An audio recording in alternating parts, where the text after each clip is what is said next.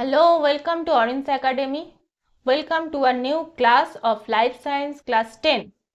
So, আজ থেকে যেটা শুরু হচ্ছে লাইফ সায়েন্সের চ্যাপ্টার ওয়াইজ টপিক ওয়াইজ ছোট ছোট ক্লাস এক একটা টপিক নিয়ে সেটার উপরে আমরা ডিসকাস করব, সেটা তোমাদের খুব সুন্দর করে বুঝিয়ে দেওয়া হবে এবং সেগুলো নিয়ে তোমাদের যা ডাউট থাকবে সেগুলো ক্লিয়ার করা হবে। তো আমরা প্রথম যেটা করব সেটা হচ্ছে কোষ, কোষ বিভাজন, কোষ চক্র, এগুলো আমরা পার্টে পার্টে শিখব।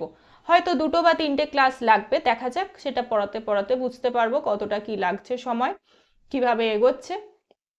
তো চলো তোমরা ঝটপট সবাই যুক্ত হয়ে যাও ক্লাসের সাথে এবং এখন থেকে তোমরা পরপর series wise topic wise class পাবে এবং ক্লাসের শেষে এই সমস্ত ক্লাসগুলো তোমরা করার পর তোমাদের যা যা ডাউটস থাকবে, যা যা কোয়েশ্চেন্স থাকবে, সেগুলো অবশ্যই আমাকে কমেন্ট করে জানাবে। আমি সেইগুলো পার্টিকুলার যদি কোনো টপিক থাকে বা কোনো জায়গা যদি বুঝতে অসুবিধা হয় সেগুলোর ওপরে আমরা আরও ডিটেলে ক্লাস আনবো নতুন নতুন। তো চলো শুরু করা যাক আজকের ক্লাস, যেখানে আমরা শুরু করছি কোষ থেকে এবং কোষের পর যেটা আসছে, কোষ তো তোমরা ছোটবেলায় অলরেডি পড়ে নিয়েছো, যেটা আসছে সেটা হচ্ছে ক্রোমোজোম। ক্রোমোজোমের গঠন, তার আকৃতিগত গঠনগত বিবরণ আমরা পড়বো এবং তারপর আসবে কোষ বিভাজন, কিভাবে কি কি পদ্ধতিতে হচ্ছে, অর্থাৎ আমাইটোসিস, মাইটোসিস, মিয়োসিস, এবং তারপর আসবে কোষ চক্র, যে বিভিন্ন দশার মাধ্যমে বিভাজন হচ্ছে সেইগুলো। তো চলো দেরি না করে শুরু করে দেওয়া যাক আজকের ক্লাস। তো আজকে আমরা আসবো কোষ এবং কোষ বিভাজন।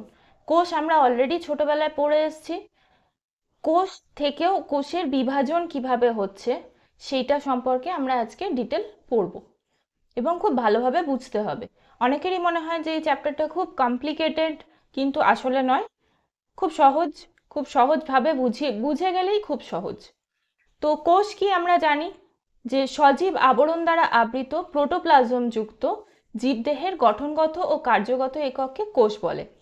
এটা আমরা ছোটবেলায় পড়েছি অলরেডি যে জীবদেহের মেন যে স্ট্রাকচার, যে গঠন তৈরি হচ্ছে, আমাদের জীবদেহটা তৈরি হচ্ছে সবটাই কোষের সমন্বয়ে। তো জীবদেহের গঠনগত এবং কার্যগত একক হচ্ছে কোষ। কোষ 2 ধরনের হয়, একটা হচ্ছে আদি নিউক্লিয়াস যুক্ত বা প্রোক্যারিওটিক কোষ, আর একটা হচ্ছে আদর্শ নিউক্লিয়াস যুক্ত বা ইউক্যারিওটিক কোষ। 2 প্রকার তোমরা জানো, এগুলোও তোমাদের অলরেডি সব পড়া, তাও ছোট্ট করে বলে দিই। আদর্শ নিউক্লিয়াসের যে তোমার নিউক্লিয় পর্দা বা নিউক্লিওলাস এগুলি থাকে না এবং সাইটোপ্লাজমীয় পর্দাবৃত কিন্তু অঙ্গাণুবিহীন, মানে plastid, mitochondria, Golgi body, endoplasmic reticulum এইগুলো থাকে না। অর্থাৎ এই সমস্ত জিনিসগুলো, এই অঙ্গাণুগুলো বিহীন সরল ক্ষুদ্র কোষকে বলছে প্রোক্যারিওটিক কোষ বা আদি নিউক্লিয়াসযুক্ত কোষ। এবং এই প্রোক্যারিওটিক কোষযুক্ত জীবকে বলছে প্রোক্যারিওটস। কারা পড়ে এর মধ্যে? অনুন্নত ব্যাকটেরিয়া, শৈবাল, নীলাভ সবুজ শৈবাল, মাইক্রোপ্লাজমা, রিকেটশিয়া, এই সমস্ত কিছু অনুন্নত জীব, তারা পড়ছে এই প্রোক্যারিওটিক কোষের অন্তর্গত। আচ্ছা, নেক্সট যখন আমরা আসছি ইউক্যারিওটিক কোষে, তাতে আমরা সবাই রয়েছি, সমস্ত উদ্ভিদকুল রয়েছে, সমস্ত প্রাণী কোষ রয়েছে। আচ্ছা, ইউক্যারিওটিক কোষ কি? সেখানে আদর্শ নিউক্লিয়াস থাকছে। আদর্শ নিউক্লিয়াস মানে নিউক্লিয়াসের সমস্ত গঠনটা রয়েছে, নিউক্লিয় পর্দা, নিউক্লিওলাস, নিউক্লিয় জালক, নিউক্লিয় রস, সমস্ত কিছু রয়েছে। তার সাথে সাইটোপ্লাজমীয় পর্দাবৃত অঙ্গাণু রয়েছে, অর্থাৎ যেগুলো প্রোক্যারিওটসে ছিল না, plastid, endoplasmic reticulum, mitochondria, Golgi body, এই সমস্ত। তো এইগুলো যখন রয়েছে তখন সেটা হচ্ছে উন্নত কোষ এবং সেটাকে বলছে আদর্শ নিউক্লিয়াসযুক্ত কোষ বা ইউক্যারিওটিক কোষ। ইউক্যারিওটিক কোষযুক্ত সমস্ত জীবকে বলছে ইউক্যারিওটস। কারা কারা রয়েছে? সমস্ত উদ্ভিদ রয়েছে, সমস্ত প্রাণী কোষ রয়েছে। ঠিক আছে, তাহলে কোষের বেসিক হয়ে গেল ইউক্যারিওটস, প্রোক্যারিওটস। এর পার্থক্য তোমরা করে নিতে পারো ছোট্ট করে। প্রোক্যারিওটিক কোষের আকার খুব ক্ষুদ্র হয়, 0.1 থেকে 0.5 মাইক্রোমিটার এবং সরল গঠন হয়। আর ইউক্যারিওটিক কোষের আকার মানে গঠন তুলনামূলক বড় হয়, 0.5 থেকে 100 মাইক্রোমিটার এবং একটু জটিল হয় গঠন। নিউক্লিয়াস সুগঠিত নয়, কারণ নিউক্লিওলাস, নিউক্লিয় পর্দা থাকে না, তার জন্য প্রোক্যারিওটিক কোষের নিউক্লিয়াসকে নিউক্লিওয়েড বলে, আর ইউক্যারিওটিক কোষের নিউক্লিয় পর্দা, নিউক্লিওলাস, নিউক্লিয় জালিকা, নিউক্লিয় রস সমস্ত কিছু নিয়ে গঠিত আদর্শ নিউক্লিয়াস। আচ্ছা, প্রোক্যারিওটিক কোষে ক্রোমোজোম, আদর্শ ক্রোমোজোম থাকে না, কারণ ডিএনএ মুক্ত অবস্থায় থাকে। আর ইউক্যারিওটিক কোষের আদর্শ ক্রোমোজোম থাকে, ডিএনএ প্রোটিন থাকে, আরএনএ থাকে, সবকিছু নিয়ে গঠিত। প্রোক্যারিওটিক কোষের আম্লিক প্রোটিন থাকে, হিস্টোন বা ক্ষারীয় প্রোটিন থাকে না। ইউক্যারিওটিক কোষে হিস্টোন বা ক্ষারীয় প্রোটিন থাকে। আচ্ছা, প্রোক্যারিওটিক কোষে সাইটোপ্লাজমীয় অঙ্গাণু থাকে না। ইউক্যারিওটিক কোষে সাইটোপ্লাজমীয় পর্দাবৃত অঙ্গাণু থাকে, বলেছি, Golgi body, endoplasmic reticulum, plastid, mitochondria সমস্ত কিছু থাকে। আচ্ছা, প্রোক্যারিওটিক কোষের রাইবোজোম ছোট আকৃতির 70S প্রকৃতির এবং সাইটোপ্লাজমে বিক্ষিপ্তভাবে ছড়ানো থাকে। আর ইউক্যারিওটিক কোষের রাইবোজোম 80S প্রকৃতির, কোষীয় অঙ্গাণুর গায়ে অর্থাৎ এন্ডোপ্লাজমিক রেটিকুলামের গায়ে লেগে থাকে বা বিক্ষিপ্তভাবে সাইটোপ্লাজমে ছড়ানো থাকে। আচ্ছা, কোষ প্রাচীর সাধারণত প্রোক্যারিওটিক কোষে থাকে না, বা থাকলেও তাতে সেলুলোজ থাকে না, মিউকোপেপটাইড নিয়ে গঠিত। আচ্ছা, ইউক্যারিওটিক কোষের উদ্ভিদ কোষের বাইরে কোষ প্রাচীর থাকে এবং সেটা সেলুলোজ নিয়ে গঠিত। আচ্ছা, প্রোক্যারিওটিক কোষের কোষ বিভাজন অ্যামাইটোসিস প্রকৃতির হয়। ইউক্যারিওটিক কোষে মাইটোসিস এবং মিওসিস, আমরা আসবো, মাইটোসিস, মিওসিস, অ্যামাইটোসিস সব কিছুই হবে। আচ্ছা, নেক্সট হচ্ছে এবার এই যে কোষের বেসিক তোমাদের কম বেশি জানা। এবার আসবো আমরা ডিটেলে কোষের মধ্যে থাকা ক্রোমোজোম। ক্রোমোজোমটা কি বস্তু, কিভাবে তার গঠন কিরকম, তার আকৃতি কিরকম, তার কাজ কিভাবে, ঠিক আছে, এবং কোষ বিভাজনে ক্রোমোজোমের কিরকম আকৃতির পরিবর্তন হচ্ছে। তো প্রত্যেকটা ইউক্যারিওটিক কোষের, প্রোক্যারিওটিকে নয় কিন্তু, ইউক্যারিওটিক কোষের নিউক্লিয়াসে সরু সুতোর মতো পেঁচানো অংশ থাকে, যেটাকে বলছে ক্রোমাটিন জালিকা। ইউক্যারিওটিক কোষের নিউক্লিয়াসে সরু সুতোর মতো পেঁচানো অংশ থাকে, যেটাকে বলছে ক্রোমাটিন জালিকা। এবার কোষ বিভাজনের সময় কি হয়, এই ক্রোমাটিন জালিকাগুলো ঘন হয়ে যায় এবং সূত্রাকার বা দণ্ডাকার আকৃতি বিশিষ্ট হয়। অর্থাৎ যখন ক্রোমাটিন জালিকা হিসাবে রয়েছে তখন ওগুলো জড়িয়ে রয়েছে, পেঁচিয়ে রয়েছে। যখন কোষ বিভাজন হচ্ছে তখন ওগুলো ছেড়ে গিয়ে দণ্ডাকার বা সূত্রাকার এবং ঘন হয়ে যাচ্ছে, তখন একে বলছে ক্রোমোজোম। অর্থাৎ ক্রোমোজোম এবং ক্রোমাটিন জালিকা একই বস্তু বোঝা যাচ্ছে, শুধুমাত্র সময় অনুযায়ী তার গঠনের পরিবর্তন হচ্ছে, ঠিক আছে। তো ক্রোমোজোমের সংজ্ঞা কি?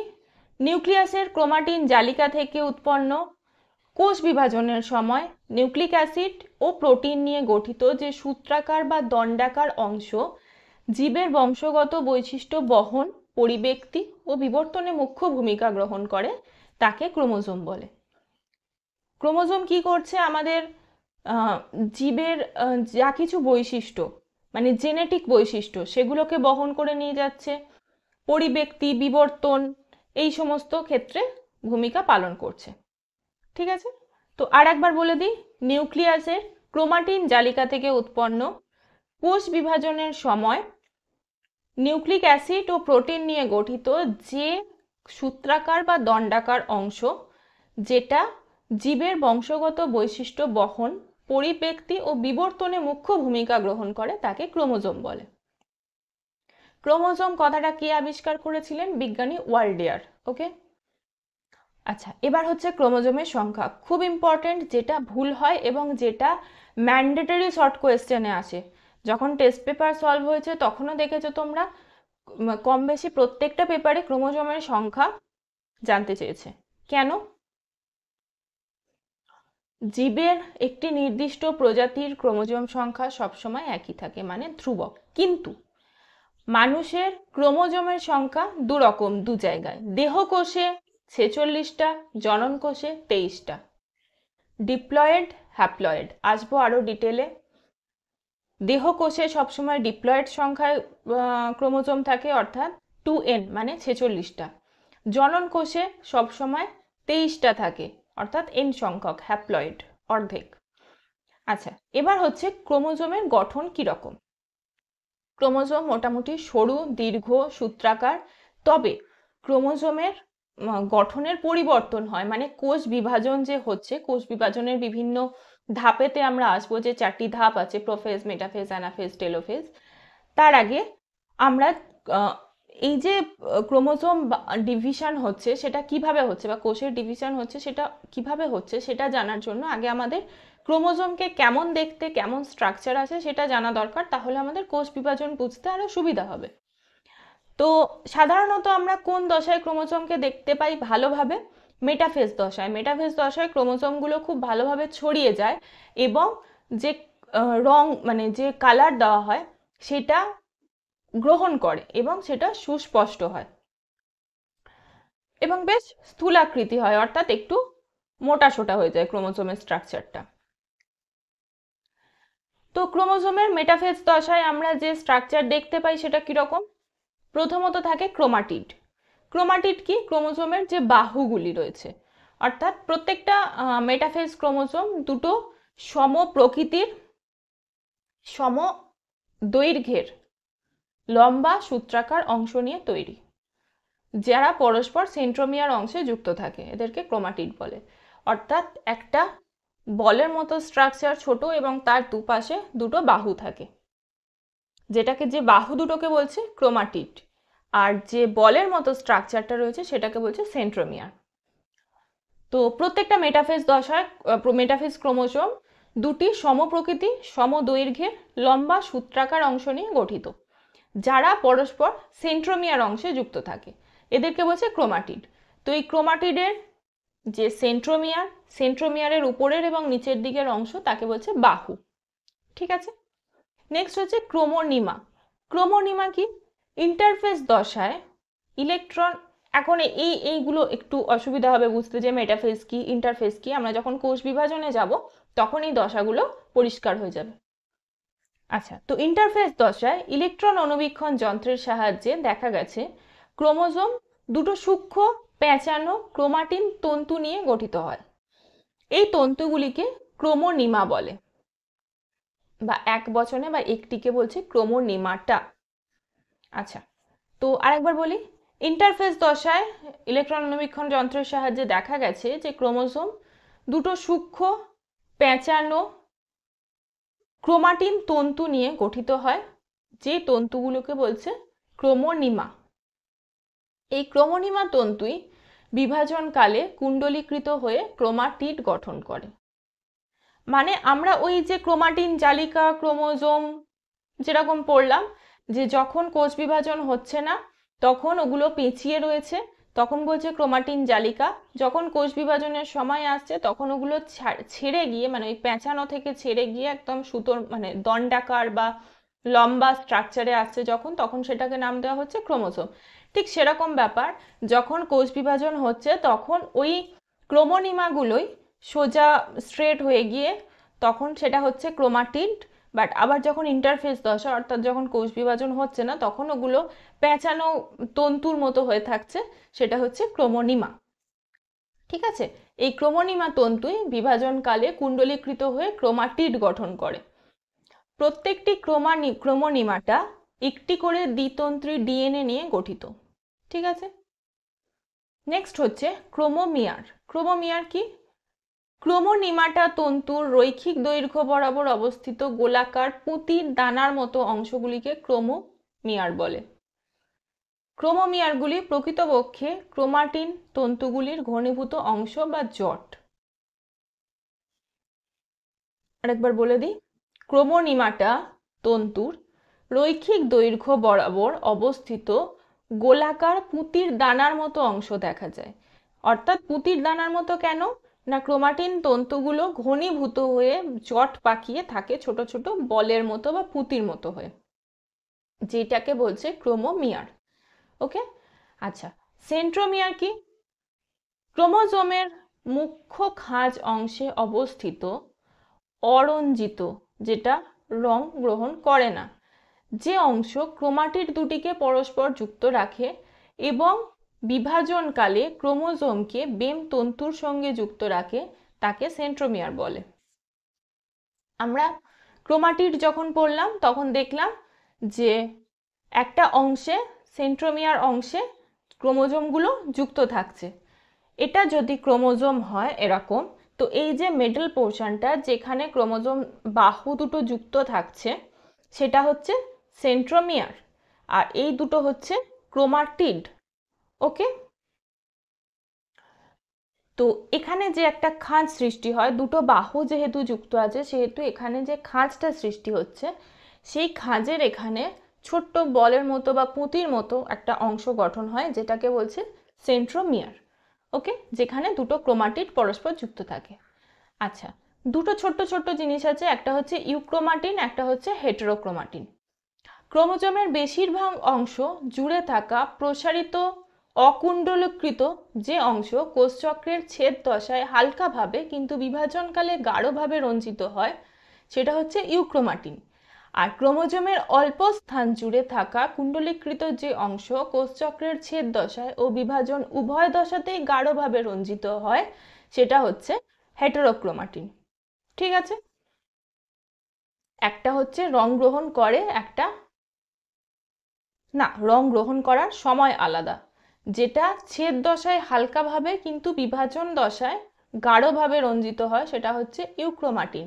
আর যেটা ছেদ দশা বিভাজন দশা উভয় সময়তেই, উভয় অবস্থাতেই গাঢ়ভাবে রঞ্জিত হয় সেটা হচ্ছে হেটেরোক্রোমাটিন। তো এরপর আমরা আসব সেন্ট্রোমিয়ারের গঠন। সেন্ট্রোমিয়ারের গঠনের জন্য আমি আসি তোমাদের একটা ছবিতে,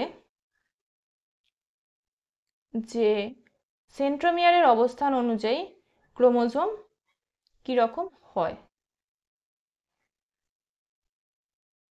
ওকে, সো তোমরা ছবিটা দেখতে পাচ্ছ। সেন্ট্রোমিয়ারের অবস্থান অনুযায়ী চার রকম ভাবে আমরা ক্রোমোজোমকে দেখতে পাই। প্রথম যেটা আসবো সেটা হচ্ছে টেলোসেন্ট্রিক। টেলোসেন্ট্রিক মানে কি, তোমরা দেখো ওই যে ক্রোমোজোমের বাহুটা রয়েছে, ক্রোমোজোমের বাহুর একদম প্রান্তে রয়েছে পুঁতির মতো একটা গঠন যেটা হচ্ছে সেন্ট্রোমিয়ার এবং নিচেটা হচ্ছে বাহু। তো এটাকে বলছে টেলোসেন্ট্রিক, অর্থাৎ সেন্ট্রোমিয়ার রয়েছে এক প্রান্তে ক্রোমোজোমের। নেক্সট হচ্ছে অ্যাক্রোসেন্ট্রিক।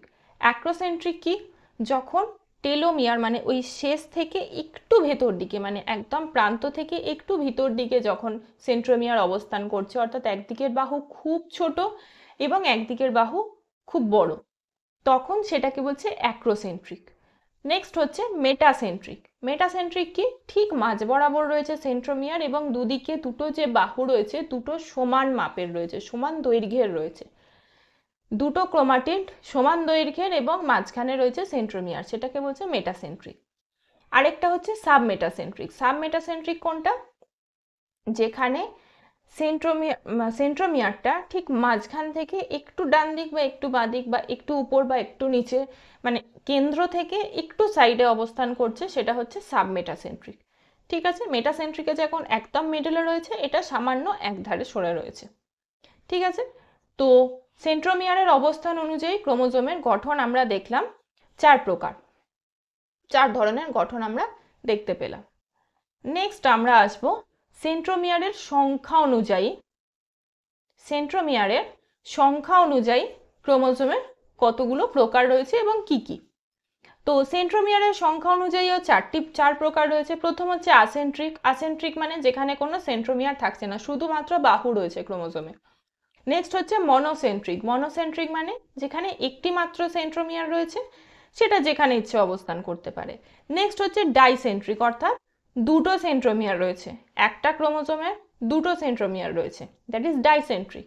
আর হচ্ছে পলিসেন্ট্রিক বা হলোসেন্ট্রিক। সেটা কি না, যখন ক্রোমোজোমে অনেকগুলো সেন্ট্রোমিয়ার রয়েছে, ঠিক আছে, একটাই ক্রোমোজোমে অনেকগুলো সেন্ট্রোমিয়ার যখন থাকছে সেটা হচ্ছে পলিসেন্ট্রিক বা হলোসেন্ট্রিক।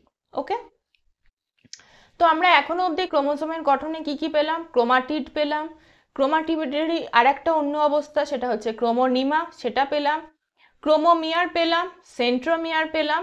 এরপর আমরা আসবো টেলোমিয়ারে। টেলোমিয়ার, টেল মানে আমরা কি জানি, মেরু বা প্রান্ত বা লেজ। তো ক্রোমোজোমের বিশেষ মেরুত্বযুক্ত প্রান্তকে টেলোমিয়ার বলে, অর্থাৎ ক্রোমোজোমের বাহুর একদম শেষ যে অংশ, শেষ প্রান্ত, সেটাকে বলছে টেলোমিয়ার। নেক্সট আমরা পাবো দু ধরনের খাঁজ।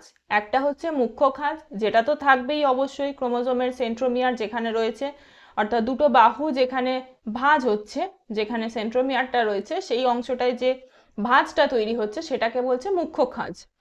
আর একটা হতে পারে গৌণ খাঁজ। কোনো কোনো ক্রোমোজোমের ক্ষেত্রে দেখা যায় যে মুখ্য খাঁজ ছাড়াও ক্রোমোজোমের প্রান্তের দিকে এক বা একাধিক খাঁজ দেখা যাচ্ছে, যেটাকে বলা হচ্ছে গৌণ খাঁজ। ঠিক আছে, তো যখন কোষ বিভাজন হয় তখন এই অংশের সাথে নিউক্লিওলাস যুক্ত থাকে এবং নিউক্লিওলাস গঠনে সাহায্য করে বলে এই অংশকে, মানে এই গৌণ খাঁজ অংশকে নিউক্লিয়ার অর্গানাইজারও বলা হয়। ঠিক আছে, নেক্সট হচ্ছে স্যাটেলাইট। স্যাটেলাইট কি? কোনো কোনো ক্রোমোজোমের গৌণ খাঁজ অংশে, এক মিনিট আমি এখানে ক্রোমোজোমের ছবিটা নিয়ে আসি। ওকে, সো তোমরা ছবিটা দেখতে পাচ্ছ এখানে ক্রোমোজোমের গঠন। টেলোমিয়ার দেখতে পেয়েছো, নিউক্লিওলাস গৌণ খাঁজ অংশে যুক্ত রয়েছে সেটা দেখতে পেয়েছো, সেন্ট্রোমিয়ার দেখতে পেয়েছো, দুটো বাহু দেখতে পেয়েছো। নেক্সট হচ্ছে স্যাটেলাইট। স্যাটেলাইট কোনটা? একদম শেষ প্রান্ত, ক্রোমোজোমের গৌণ খাঁজের শেষে এইদিকে যেমন আবার একটা গৌণ খাঁজ রয়েছে, সেই গৌণ খাঁজের শেষে বাল্বের মতো একটা ছোট্ট গোলাকার বা দণ্ডাকার অংশ দেখা যাচ্ছে, যেটাকে বলছে স্যাটেলাইট। স্যাটেলাইট যুক্ত ক্রোমোজোমকে বলা হয় স্যাট ক্রোমোজোম। আর একটা হচ্ছে নেক্সট কাইনেটোকোর। কাইনেটোকোর কি? মুখ্য খাঁজ অংশে সেন্ট্রোমেরিক ক্রোমাটিনের চারদিকে অবস্থিত প্রোটিনযুক্ত চাকতির মতো অংশ।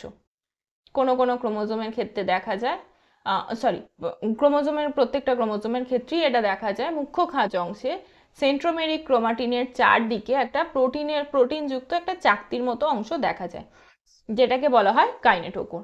তো আমরা ক্রোমোজোমের মোটামুটি একটা ধারণা পেলাম। কি? প্রথমত রয়েছে বাহু, বাহু যেখানে মুখ্য খাঁজ অংশে যুক্ত রয়েছে সেখানে হচ্ছে সেন্ট্রোমিয়ার। কোনো কোনো ক্রোমোজোমের ক্ষেত্রে গৌণ খাঁজও দেখা যায়, যে গৌণ খাঁজ অংশে নিউক্লিওলাস যুক্ত থাকে। সেই নিউক্লিওলাস যুক্ত থাকছে বলে সেই ক্ষেত্রে তাকে অনেক সময় নিউক্লিয়ার অর্গানাইজারও বলা হয়। আচ্ছা, নেক্সট হচ্ছে তোমার স্যাটেলাইট রয়েছে, একদম গৌণ খাঁজের পরে ছোট্ট বাল্বের মতো যে স্ট্রাকচারটা দেখা যাচ্ছে সেটা হচ্ছে স্যাটেলাইট। নেক্সট হচ্ছে ক্রোমোজোমের যে প্রান্ত সেটাকে বলছে টেলোমিয়ার। আর কাইনেটোকোর, যেটা একটা প্রোটিনের চাকতির মতো অংশ দেখা যায় মুখ্য খাঁজ অংশে। ঠিক আছে, তো এটা হচ্ছে ক্রোমোজোমের গঠন। ক্লিয়ার? খুব সহজ, কোনো এর মধ্যে কমপ্লিকেশন কিছু নেই, খুব সহজ একদম। আশা করি এটা সবাই বুঝতে পেরেছো। এবার হচ্ছে ক্রোমোজোমের স্ট্রাকচার তো আমরা দেখলাম, খুব ভালো কথা। এবার আমরা এই ক্রোমোজোমের স্ট্রাকচার যেটা রয়েছে সেটার কম্পোজিশন কি, কি দিয়ে তৈরি হচ্ছে, গঠন পদার্থ কি কি রয়েছে, এটা জানবো।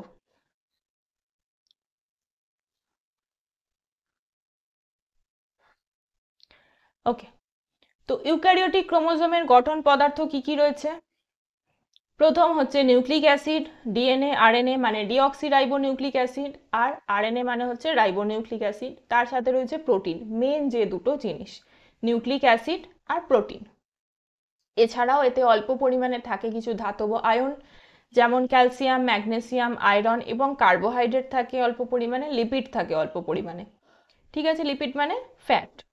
আচ্ছা, নেক্সট হচ্ছে ক্রোমোজোমে প্রধানত দু প্রকার প্রোটিন থাকে। কি কি? ক্ষারীয় বা হিস্টোন প্রোটিন এবং আম্লিক বা রেসিডুয়াল বা অহিস্টোন প্রোটিন।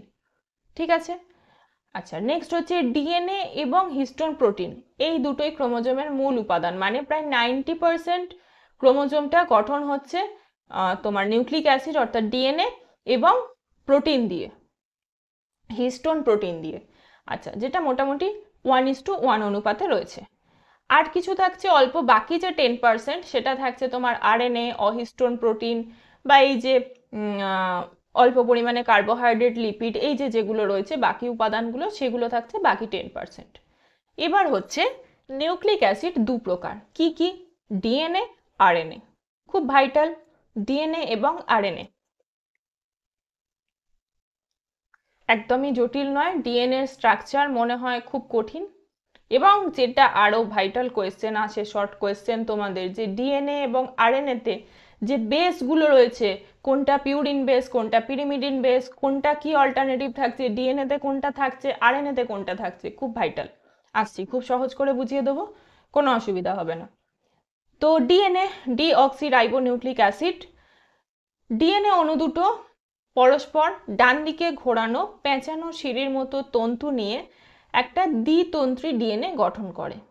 ওয়াটসন ক্রিকের মডেল, এটা যেন একদম মাথায় ঢুকে যায়। ওয়াটসন ক্রিকের মডেল ডিএনএর যে দ্বিতন্ত্রী সিঁড়ির মতো গঠন। প্রত্যেকটা তন্তু অনেকগুলো ছোট ছোট নিউক্লিওটাইড নামক একক দিয়ে গঠিত। প্রত্যেকটা নিউক্লিওটাইড একটি 5 কার্বন শর্করা অর্থাৎ ডিঅক্সিরাইবোজ, একটি ফসফেট গ্রুপ এবং একটি নাইট্রোজেন বেস মানে ক্ষারীয়মূলক নিয়ে গঠিত।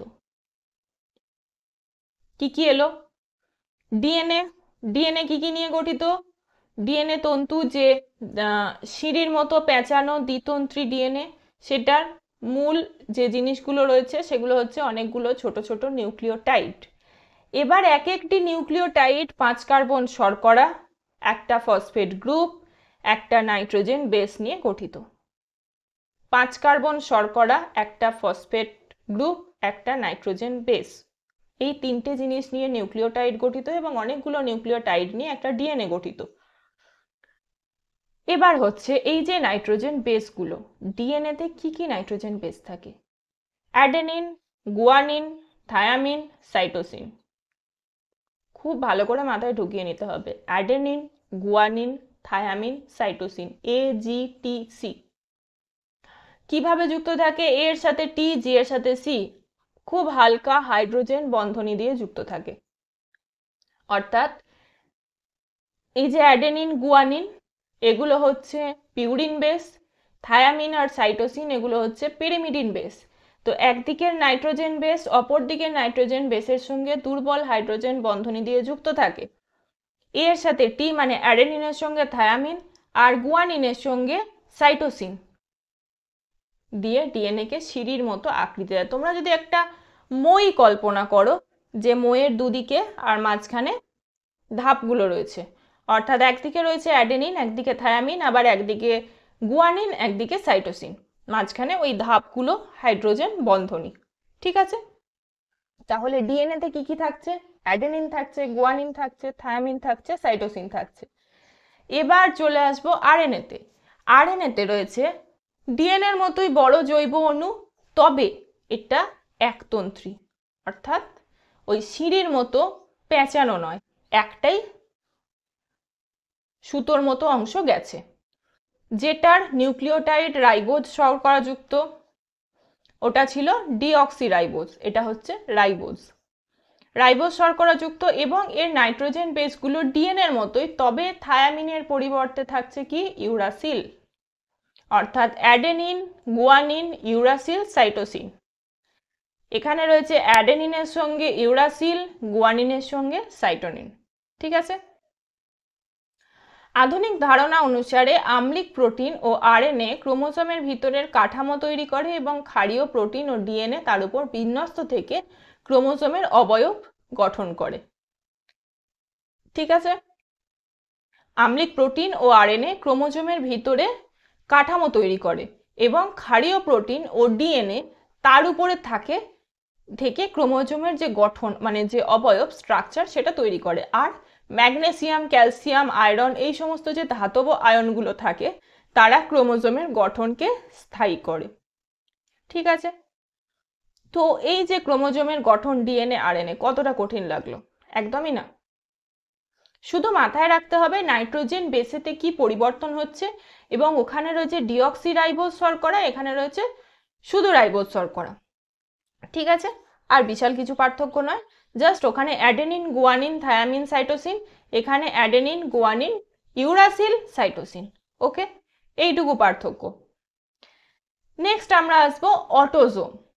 অটোজোম কি? জীবের লিঙ্গ নির্ধারণে ভূমিকাবিহীন দেহের বিভিন্ন বৈশিষ্ট্য বহনকারী ক্রোমোজোমকে অটোজোম বলে, যেখানে কোনো রকম লিঙ্গ নির্ধারণে ভূমিকা থাকে না, অর্থাৎ XY হবে না XX হবে, এই সমস্ত কোনো ব্যাপার নেই। দেহকোষ যেখানে 22 জোড়া অটোজোম রয়েছে, মানে দেহকোষকে অটোজোম বলছে। কত থাকে? 22 জোড়া, মানে 44টা। আচ্ছা, আমরা ছোট্ট করে যদি ডিএনএ আরএনএ এর পার্থক্য দেখে নিই। ডিএনএ কি? প্রধানত কোষের নিউক্লিয়াসের ক্রোমোজোমে, মাইটোকন্ড্রিয়া ও ক্লোরোপ্লাস্টে থাকে। আরএনএ কোথায় থাকে? কোষের নিউক্লিয়াস এবং সাইটোপ্লাজমে থাকে। ডিএনএ দ্বিতন্ত্রী, পেঁচানো সিঁড়ির মতো গঠন, একতন্ত্রী, আর আরএনএ হচ্ছে একতন্ত্রী, সুতোর মতো বা দড়ির মতো গঠন। আচ্ছা, ডিএনএ হচ্ছে ডিঅক্সিরাইবোজ প্রকৃতির শর্করা, আরএনএতে রাইবোজ প্রকৃতির শর্করা। ডিএনএতে নাইট্রোজেন বেস থাকছে অ্যাডেনিন, গুয়ানিন, থায়ামিন, সাইটোসিন, আর আরএনএতে থাকছে অ্যাডেনিন, গুয়ানিন, ইউরাসিল, সাইটোসিন। ডিএনএর কাজ হচ্ছে বংশগত বৈশিষ্ট্য পরিবহন, বংশগতির ধারক ও বাহক। আমরা জানি ডিএনএ কে এক কথায় বংশগতির ধারক ও বাহক বলা হয়। আচ্ছা, আরএনএ মূলত প্রোটিন সংশ্লেষ করে, তবে আরএনএ যুক্ত ভাইরাসে বংশগত বৈশিষ্ট্য পরিবহন করে। সেটা কিছু ভাইরাসের ক্ষেত্রে আরএনএও বংশগত বৈশিষ্ট্য ক্যারি করে নিয়ে যায়। আমরা অটোজোম জানলাম, এবার হচ্ছে যৌন ক্রোমোজোম বা সেক্স ক্রোমোজোম বা অ্যালোজোম। অ্যালোজোমের কাজ কি? জীবের লিঙ্গ নির্ধারণে যাদের প্রধান ভূমিকা, যেমন পুরুষদের ক্ষেত্রে এক্স ও ওয়াই ক্রোমোজোম, স্ত্রীদের ক্ষেত্রে এক্স এবং এক্স, দুটো এক্স। ঠিক আছে, তাহলে অটোজোম কি? যাদের লিঙ্গ নির্ধারণে কোনো ভূমিকা নেই, 22 জোড়া অটোজোম থাকছে দেহকোষে। আর সেক্স ক্রোমোজোম বা অ্যালোজোম হচ্ছে যাদের জীবের লিঙ্গ নির্ধারণে প্রধান ভূমিকা রয়েছে, সেটা হচ্ছে অ্যালোজোম, যেটা পুরুষদের ক্ষেত্রে রয়েছে এক্স ওয়াই আর মহিলাদের ক্ষেত্রে রয়েছে এক্স এক্স। এরপর আমরা আসবো জিন। জিন কি? বংশগতির ধারক বাহক, ডিএনএর মেন অংশ, মানে কার্যকরী অংশ, যেটা জিন বলা হচ্ছে। কিছু কিছু ভাইরাসের ক্ষেত্রে আরএনএতেও জিন বহন করে। ঠিক আছে, তো ডিএনএ এর প্রধান কার্যকরী অংশকে বলা হচ্ছে জিন। কে জিন শব্দটা কে আবিষ্কার করেছিলেন? বিজ্ঞানী জোহানসেন। ঠিক আছে, আচ্ছা, জিন কিরকম ভাবে থাকে? ক্রোমোজোমের রৈখিক দৈর্ঘ্য বরাবর সজ্জিত থাকে, মানে পরপর পরপর ক্রোমোজোমের বাহুর মধ্যে জিনগুলি পরপর সাজানো থাকে। আচ্ছা, নেক্সট হচ্ছে সাধারণত একটা জিন একটা চারিত্রিক বৈশিষ্ট্য বহন করে বা একটা চারিত্রিক বৈশিষ্ট্য নিয়ন্ত্রণ করে, আর একাধিক জিনও আবার একই বৈশিষ্ট্য নিয়ন্ত্রণ করতে পারে অনেক ক্ষেত্রে, বা একটা জিনও একাধিক বৈশিষ্ট্য নিয়ন্ত্রণ করতে পারে। তো জিন সাধারণত একটা জিন একটা বৈশিষ্ট্য, একটা চারিত্রিক বৈশিষ্ট্য নিয়ন্ত্রণ করে, অনেক ক্ষেত্রে একটা জিন একাধিক চারিত্রিক বৈশিষ্ট্য নিয়ন্ত্রণ করতে পারে, আবার অনেক ক্ষেত্রে একাধিক জিন মিলেও একটা চারিত্রিক বৈশিষ্ট্য নিয়ন্ত্রণ করতে পারে। জিনোম কি? কোনো জীবের হ্যাপ্লয়েড সংখ্যক ক্রোমোজোমকে জিনোম বলে, যেমন মানুষের ক্ষেত্রে জিনোম হচ্ছে 23। ওকে, তো আমরা বেসিক কোষের গঠন মানে ক্রোমোজোম, ক্রোমোজোমের গঠন, ডিএনএ, আরএনএ, জিন, এগুলো জানলাম। এরপর আসবো কোষ বিভাজনে।